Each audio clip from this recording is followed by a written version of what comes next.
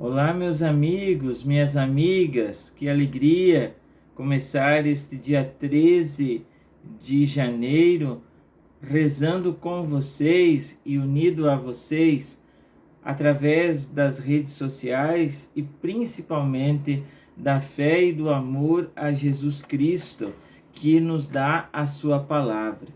Muito obrigado a você que me acompanha todos os dias, que me ajuda ao compartilhar esses vídeos, deixando seus comentários, a sua curtida.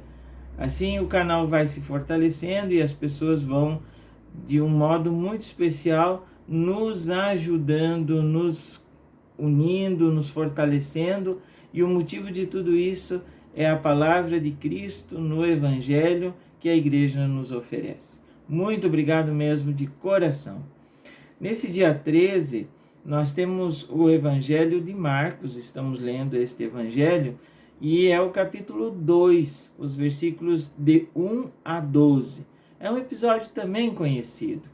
É aquela cena em Cafarnaum, em que Jesus está em casa e as pessoas começam a se aglomerar de tal forma à porta de sua casa que não tem mais espaço para as pessoas chegarem.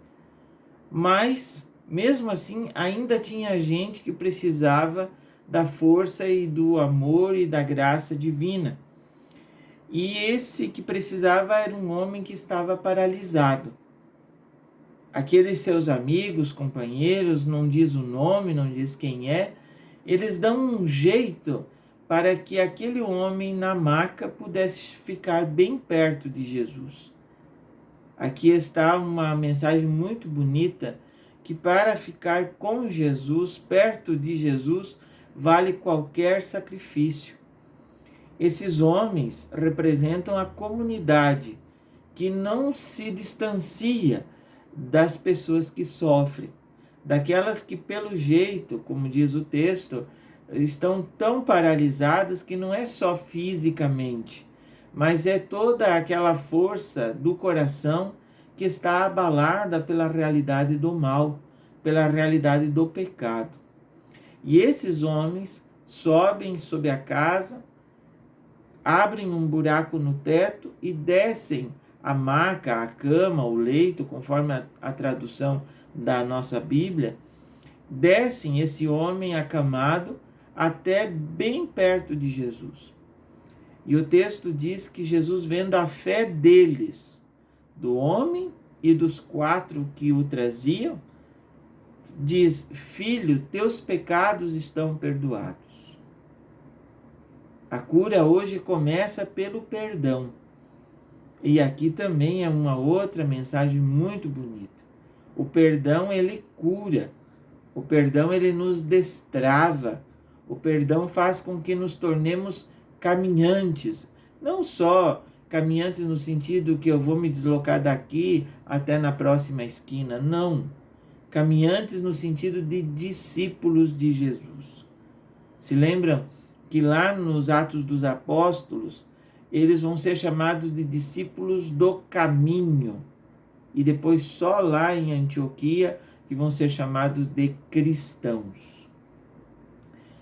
Assim, meus amigos, diante dessa maravilha, a comunidade fica lisonjeada, fica admirada, fica abismada com essa realidade. Mas tem aqueles que infelizmente duvidam, que estão tão acirrados num sistema religioso que não convence mais, que eles começam a criticar Jesus não falando, mas no seu íntimo, no seu coração.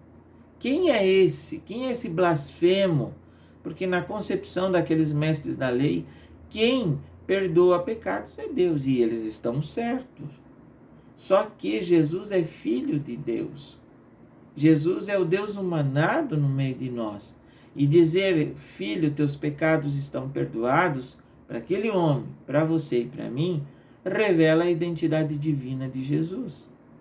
Aqueles mestres da lei estavam vendo apenas o homem.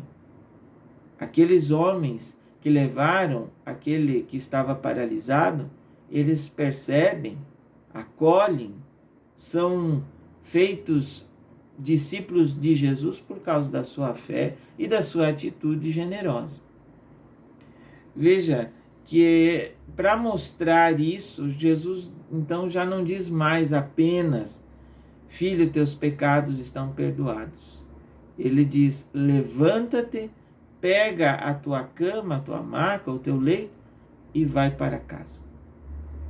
Então a fé, ela não produz apenas efeitos no nosso espírito, na nossa alma, mas também ela produz efeitos no nosso agir, no nosso corpo, na nossa vida. Por isso, meus amigos, nesse dia 13, hoje 13 de janeiro, nós precisamos crescer um pouquinho mais na fé. Por isso que estamos juntos. Crescer na fé. Crescer na fé para superar a paralisia. Para superar a paralisia. Não a paralisia física, repito, mas aquelas que nos limitam, aquelas que nos engessam. Então pensemos, por exemplo, quando estamos amargurados, revoltados, com ódio, com raiva dentro de nós, o que isso faz? O que isso gera? Quantas barbaridades que já vimos ao longo de nossa vida por causa de pessoas que estavam dominadas pelo ódio, pela raiva. Falando disso, mas e os outros? Os outros momentos, as outras realidades?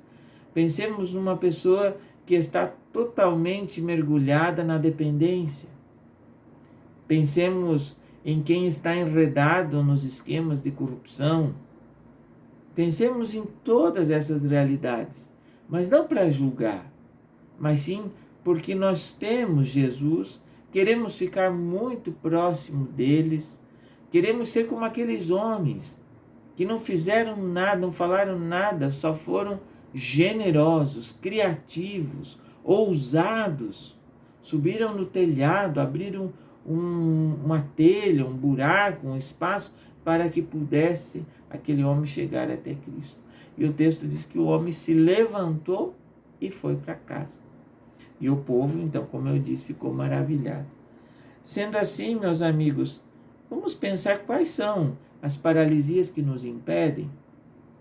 Vamos pensar também quem é que nos ajuda a carregar a nossa maca.